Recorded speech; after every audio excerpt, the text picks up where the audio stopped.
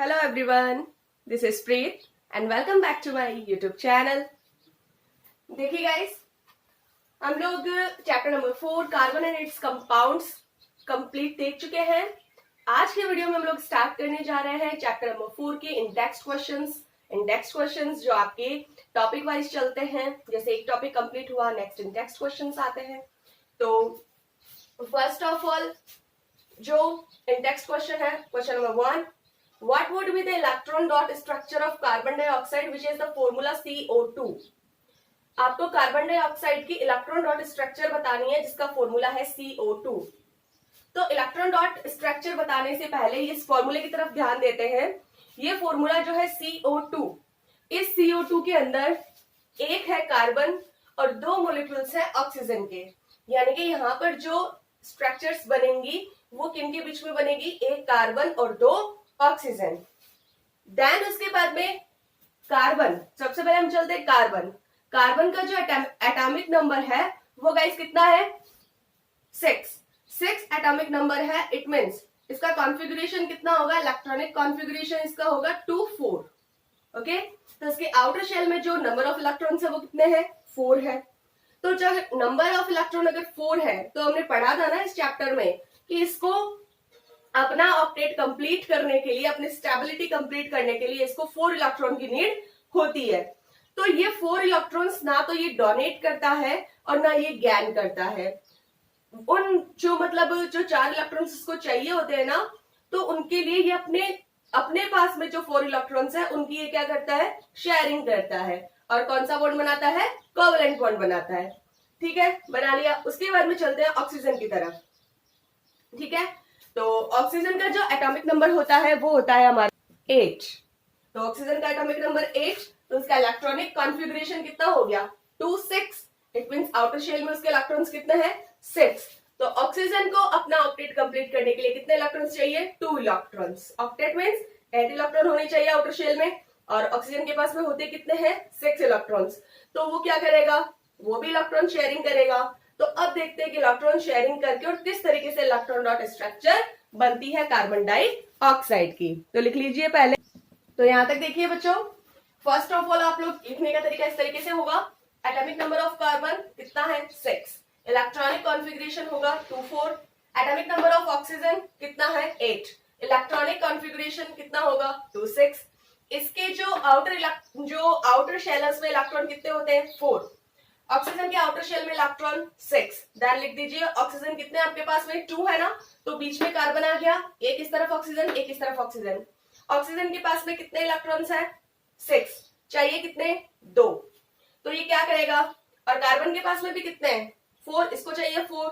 तो इस ऑक्सीजन के पास में भी 6 है, इसको 2 चाहिए, इस ऑक्सीजन के पास में भी 6 है, इसको 2 चाहिए, और इसको कितने चाहिए, 4 इलेक्ट्रॉन्स चाहिए।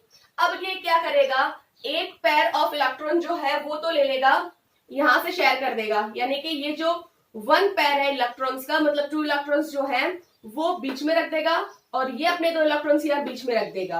और इस तरफ अगर बात करें तो इधर 2 इलेक्ट्रॉन्स की शेयरिंग तो ये इस ऑक्सीजन के साथ में कर लेगा, और 2 इलेक्ट्रॉन्स की जो शेयरिंग है वो इस ऑक्सीजन के साथ में कर लेगा। तो देखते हैं शेयरिंग किस तरीके से होती है यहाँ पे। तो देखिए बच्चों, कुछ इस तरीके से बन जाएगी ये स्ट्रक्चर। ये क्या करेगा, इसके पास में 6 इलेक्ट्रॉन्स थे, तो ये अपने 2 इलेक्ट्रॉन्स 1 2 3 4 इलेक्ट्रॉन्स अपने पास रख लेगा, और ये जो 2 इलेक्ट्रॉन्स है वो यहाँ बीच में रख देगा। कार्बन के पास में 4 इलेक्ट्रॉन्स थे, 4 में से 2 इलेक्ट्रॉन्स अपने वो यहाँ बीच में रख देगा। मतलब इन दोनों के बीच में क्या हो रही है, साझेदारी हो रही है, पार्टनरशिप हो रही है ना, शेयरिंग हो रही है। और यहाँ पे इस ऑक्सीजन के पास में भी कितने थे, 4 इलेक्ट्रॉन्स थे। अब ये अपने 2 इलेक्ट्रॉन्स यहाँ बीच में रख रहा है, और कार्बन अपने 4 इलेक्ट्रॉन्स में से 2 इलेक्ट्रॉन्स इसके साथ में क्या कर रहा है, शेयरिंग कर रहा है। तो अब ऑक्सीजन को कितना चाहिए अपना ऑक्टेट कंप्लीट करने के लिए, 8 इलेक्ट्रॉन्स चाहिए ना। तो देखिए 1 2 3 4 5 6 7 8 हो गया 8। तो क्या करेंगे, यहाँ पे इसने अपना क्या कर लिया, ऑक्टेट कंप्लीट कर लिया।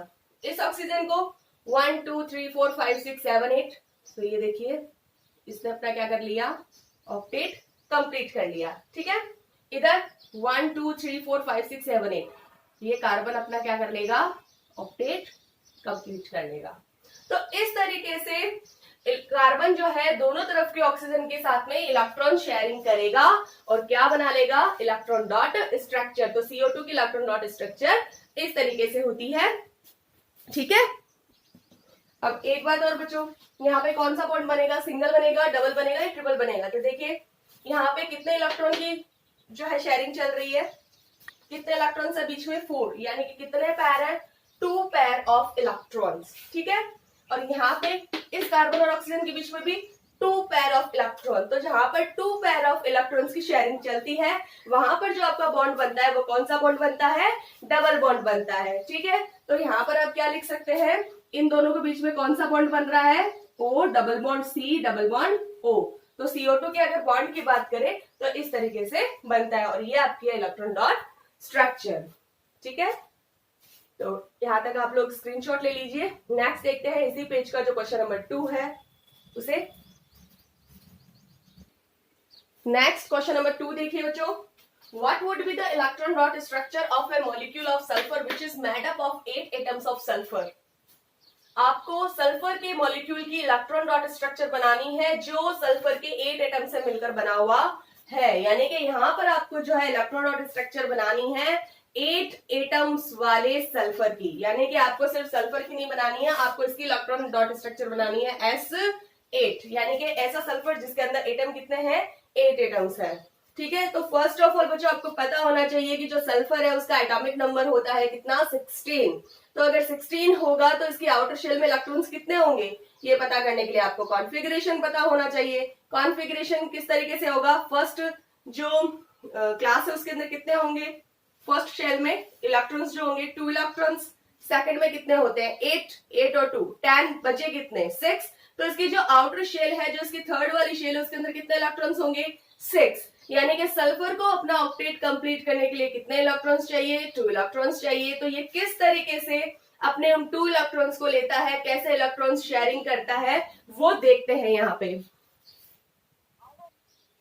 तो सी S8 मॉलिक्यूल्स का आपको बनाना है electron dot structure. Atomic number of sulphur कितना होता है, 16 होता है, इलेक्ट्रॉनिक कॉन्फ़िगरेशन होता है 286, आउटर शेल में नंबर ऑफ इलेक्ट्रॉन्स आपके हैं 6। तो यहाँ क्या करेंगे, 8 एटम्स लेने हैं आपको सल्फर के। तो बच्चों यहाँ पे देखिए ईच सल्फर जो है, हर सल्फर का जो एटम है वो 6 इलेक्ट्रॉन्स रखता है ना।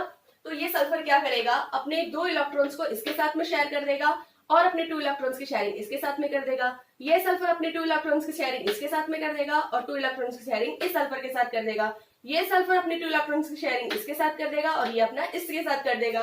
तो हर जो सल्फर का एटम है, 8 एटम्स है, वो अपने इलेक्ट्रॉन्स की, अपने 2 इलेक्ट्रॉन्स की क्या कर लेंगे, यहाँ पे शेयरिंग कर लेंगे और अपनी इलेक्ट्रॉन्स की शेयरिंग करके और अपना ऑक्टेट कंप्लीट कर देंगे। और 2 इलेक्ट्रॉन की शेयरिंग इसलिए करेंगे बच्चों क्योंकि इनको क्या चाहिए, सभी को 2 इलेक्ट्रॉन्स ही चाहिए, क्योंकि 6 सबके पास में है, इनके पास में, क्योंकि आउटर शेल में कितना है 6 ही तो है जो है नंबर ऑफ इलेक्ट्रॉन्स। अब देखिए किस तरीके से होता है, 1 2 3 4 5 6 7 8, ये अपने 2 इलेक्ट्रॉन्स यहाँ पे रख देगा और ये अपने 2 इलेक्ट्रॉन्स यहाँ पे रख देगा।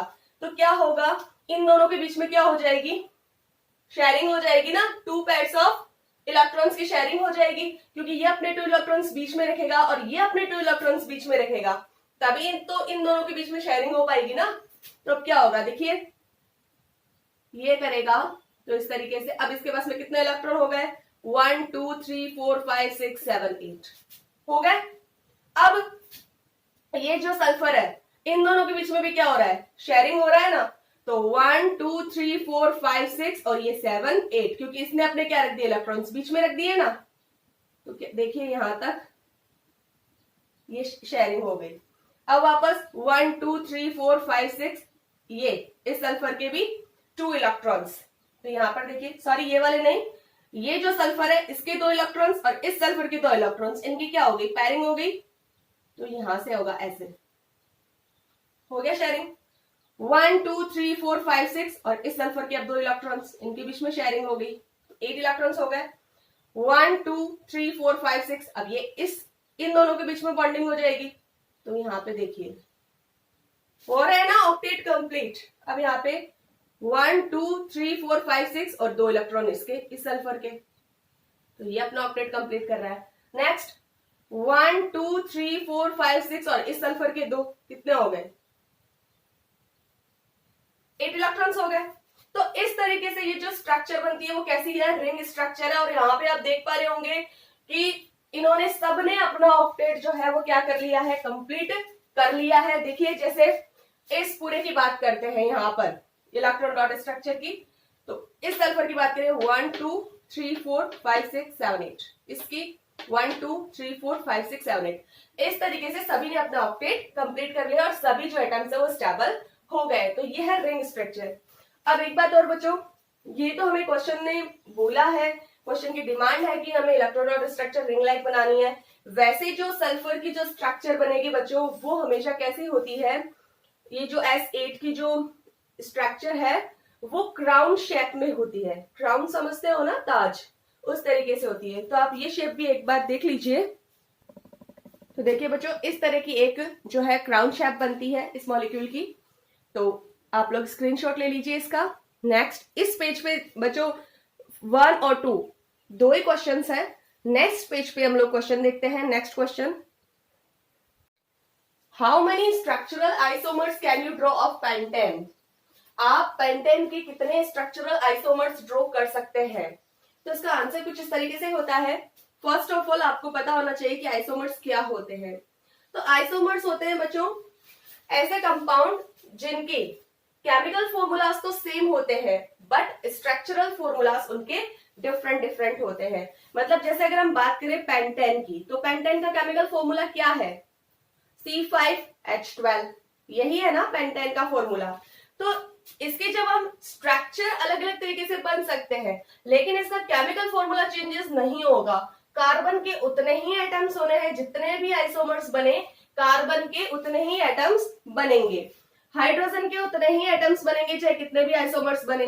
तो फॉर्मूला में, केमिकल फॉर्मूला में कोई चेंज नहीं होगा, बस इनकी स्ट्रक्चर बदलती रहती है। That is called the isomers. तो देखते हैं इसके। तो देखिए वो जो फर्स्ट इसके जो आइसोमर है वो किस तरीके से बना है? Structural isomer CH3 CH2 CH2 CH2 CH3, यानी कि कार्बन के कितने एटम्स है? 1 2 3 4 5। हाइड्रोजन के कितने? 3 2 5 2 7 2 9 3 12। तो हो गया ना C5H12 स्ट्रक्चर। ये कैसे स्ट्रक्चर? केवल अगर आप इसको बोले तो ये किस तरीके के स्ट्रैक्ट स्ट्रक्चर है, मतलब एकदम स्ट्रेट सीधी लाइन जा रही है तो ये स्ट्रेट होगी। इसकी हम वो जो हमने पढ़ा था ब्रांच वाली वो भी हम इसकी बना सकते हैं। तो एक तो इसकी स्ट्रक्चर इस तरीके की हो गई, एक आइसोमर तो ये हो गया। एक आइसोमर हम नेक्स्ट देखते हैं दूसरा। तो दूसरा देखिए बच्चों किस तरीके से बन सकता है? CH3 CH2 CH CH3 और मान लीजिए यहां पर एक आ गया CH3। तो ये हो गई एक दूसरे। देखिए सेटिस्फाई हो रहा है कि नहीं हो रहा है? 1 2 3 4 5 कार्बन है, 3 2 5 6 3 9 3 12। तो एक स्ट्रक्चर हो गई इस तरीके की CH3 CH2 CH CH3 CH3। ठीक है, सेकेंड आइसोमर। नेक्स्ट आइसोमर और देखते हैं इसका थर्ड किस तरीके से बन सकता है। तो देखिए यहां पर मान लीजिए ये CH3 CH3 टेट्रावैलेंसी है ना इसकी, CH3 CH3 कितने हो गए भाई? कार्बन 5 कार्बन हो गए और हाइड्रोजन कितने हो गए? 3 1 जा 3 3 2 जा 6 3 3 जा 9 3 4 जा 12। तो H कितने हो गए? 12। तो ये बच्चों पेंटेन के जो है इससे ज्यादा आइसोमर नहीं बन सकते हैं। तो पेंटेन के 3 आइसोमर्स बने हैं। यहाँ पर पूछा है ना हाउ मेनी, तो कितने बने हैं? 3 आइसोमर्स बने हैं। ठीक है, तो इसका स्क्रीनशॉट ले लीजिए। नेक्स्ट देखते हैं क्वेश्चन नंबर 2 इसी पेज का। Next question number 2, what are the 2 properties of carbon which lead to the huge number of carbon compounds we see around us? Carbon की ऐसी 2 प्रॉपर्टीज कौन सी हैं, ऐसी 2 क्वालिटीज कौन सी हैं जिनकी वजह से हम कार्बन के इतने सारे compounds which lead to the huge number of carbon compounds, कि हम अपने चारों तरफ कार्बन के इतने कंपाउंड्स देखते हैं। तो ऐसी आखिर क्या उनमें प्रॉपर्टीज है? तो उन प्रॉपर्टीज में से हमें 2 प्रॉपर्टीज बतानी है कि भाई कार्बन कंपाउंड बहुत सारे हैं हमारे चारों तरफ। तो कार्बन कंपाउंड की देखिए बच्चों, दो प्रॉपर्टीज कौन कौन सी हैं? तो उन दो में से एक तो है कैटनेशन। कैटनेशन का मतलब होता है कि वो कार्बन जो है अपने ही अदर कार्बन एटम के साथ में जो बॉन्डिंग बना के रखता है ना, गजब की बॉन्डिंग, वो है एक तो इसका जो प्रॉपर्टी है। और दूसरी प्रॉपर्टी है इसकी टेट्रावेलेंसी, यानी कि ये कार्बन एटम के साथ में तो बॉन्डिंग बनाता ही बनाता है, इसके अलावा ये दूसरे एटम्स के साथ में भी जो बॉन्डिंग बनाता है उसे बोलते हैं टेट्रावेलेंसी। तो ये जो दो प्रॉपर्टीज है वो कार्बन की सबसे अच्छी प्रॉपर्टीज है, जिन यही रीजन है कि हम लोग कार्बन के बहुत सारे कंपाउंड हमारे चारों तरफ देखते हैं। तो इसका आंसर लिख लीजिए। तो आंसर में देखिए इसकी दो प्रॉपर्टीज है, कैटनेशन और दूसरी है टेट्रावेलेंसी। आपको इन दो के नाम ही पता होने चाहिए, वही बहुत है इनकी प्रॉपर्टीज के लिए, बट इनके मीन भी पता होने चाहिए। Catenation, it is the ability to form bonds with other atoms of carbon. ये एक एबिलिटी होती है जो कि कार्बन को अपने दूसरे कार्बन के एटम्स के साथ में बॉन्डिंग बनाने के लिए रखनी पड़ती है, उसे बोलते हैं कैटनेशन। यानी कि दो कार्बन एटम्स के बीच में जो बॉन्डिंग होती है, जो कोवेलेंट बॉन्ड बनता है, which is the known as catenation. Second property is tetravalency. Tetravalency मतलब कि जो कार्बन होता है उसकी वैलेंसी कितनी होती है? 4 वैलेंसी होती है। और वैलेंसी 4 होना, इट मीन्स बॉन्डिंग बहुत ही जबरदस्त बनना। With the valency of 4, 4 valency के साथ में कार्बन इज कैपेबल, कार्बन इतना कैपेबल हो जाता है बॉन्डिंग विद 4 अदर एटम्स कि ये बॉन्डिंग बना लेता है 4 अदर एटम्स के साथ में। यानी कि इसकी वैलेंसी 4 होने के कारण ये 4 और दूसरे एटम्स के साथ में भी बॉन्डिंग बनाने में कैपेबल होता है। This is called the tetravalency. तो दो प्रॉपर्टीज है, कैटनेशन एंड सेकंड टेट्रावेलेंसी। ठीक है, तो सेकंड क्वेश्चन हमारा कंप्लीट हो गया है। नेक्स्ट जो इसी पेज पे जो थर्ड क्वेश्चन है वो देखेंगे हमारे नेक्स्ट वीडियो में। तो आज के लिए बस इतना ही बच्चों। Keep watching, thank you.